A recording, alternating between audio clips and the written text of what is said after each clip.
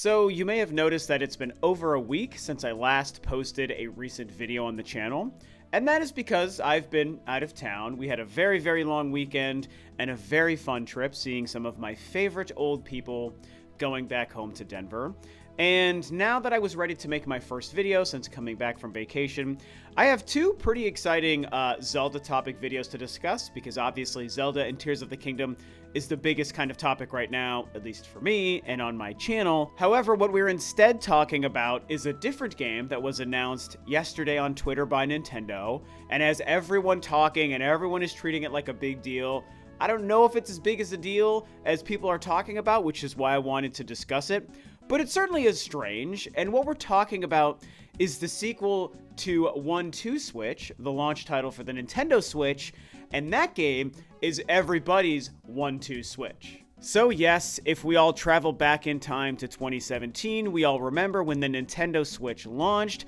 It launched with effectively two higher profile first-party Nintendo games, the main one being Zelda Breath of the Wild. It was the only game anyone truly cared about. But they also did release the original 1-2 Switch, and in fact, it was also initially featured in that January 2017 live stream event that they did from Japan, kind of showcasing more of the Switch and giving us a hint at some games. It's also where we first saw a glimpse at Mario Odyssey, for example.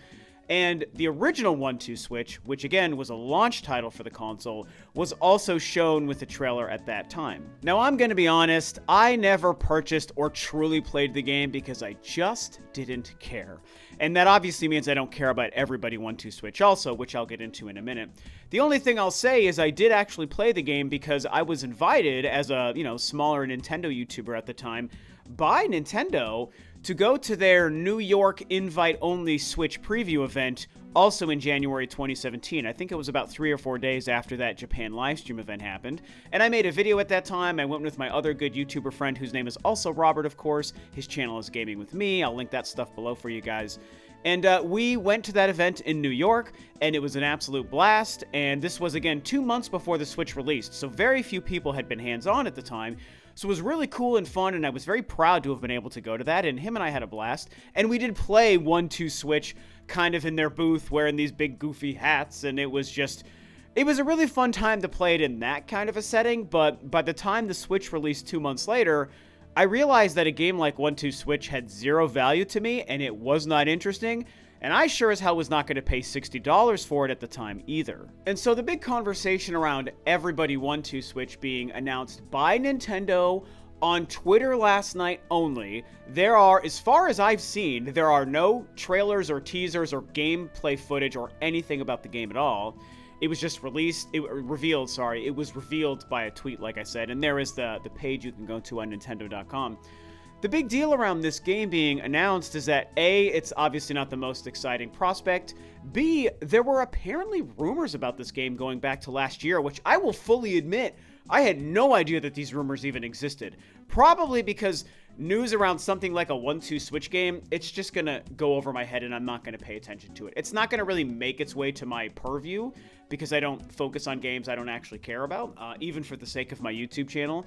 And C, because everyone's curious what's happening with Nintendo in the month of June. Will we get a Direct or an E3 supplement presentation? And will we get a better glimpse into what's happening for the rest of the year? Or are we going to be learning that other than this and Pikmin 4, there is nothing else? So does that open up room for a Switch 2 announcement? I think it does. And so all of these things just make the reveal and the subsequent release of Everybody 1-2 Switch just kind of strange. It's worth noting that if you go to the page on Nintendo.com, we can see there is a digital and physical release. Some people, I think, were claiming it was digital only, but here they show that there is a physical purchase.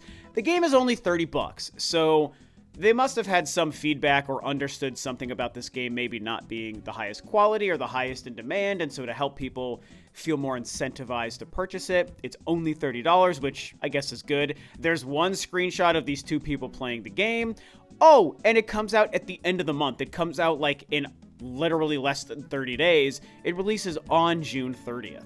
So I think the main thing I want to say specifically just about this game, its announcement, and the fact that it exists and is coming out now between Tears of the Kingdom and Pikmin 4 in July, is that honestly, I don't really think that this game existing is that big of a deal. I know people are pretty like laser focused on making fun of it, and it's stupid and no one wants it, and why would you do this, and oh my god, what about a Nintendo Direct for the month of June, and blah blah blah. I don't really find this game to be like offensive as a reveal, because I think that in a world where Nintendo has released so many great games already in 2023, and coming hot off the heels, only 2.5-3 weeks ago, we got the biggest game of the generation with Zelda Tears of the Kingdom. It's not like Nintendo so far in 2023 has been lacking for games, because there's been quite a few games. We can't forget there was a Kirby remaster, there was also Fire Emblem Engage, there was the Advance Wars remake games not that long ago.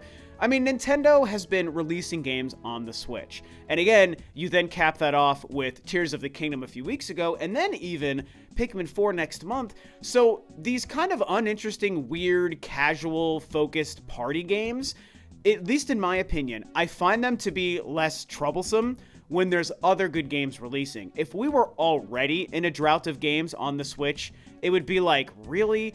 This is the best you have when we've been dying for good games as everybody 1-2 Switch? But that's not the case. There's been a lot of good games, so it's like, you either care about this game or you don't. I personally don't. But I don't care, because I've got Zelda to play for the next month, and then I'll get Pikmin 4 next month. Not to mention I'll be playing Diablo 4 and Final Fantasy 16 in the middle there as well. So I just wanted to get that point across. It's okay to not be excited about this game. I couldn't give two craps about this thing existing. But again, we're not dying currently for games to play. Now, let's say this game was announced in November, and between Pikmin 4 in July and Everybody 1-2 Switch in that theoretical November, there were no games releasing on the Switch and no Nintendo games, then it would be like, this is the best you have is Everybody 1-2 Switch. But that's not the case. There's good games coming out. This is sandwiched between two good games, so I don't care.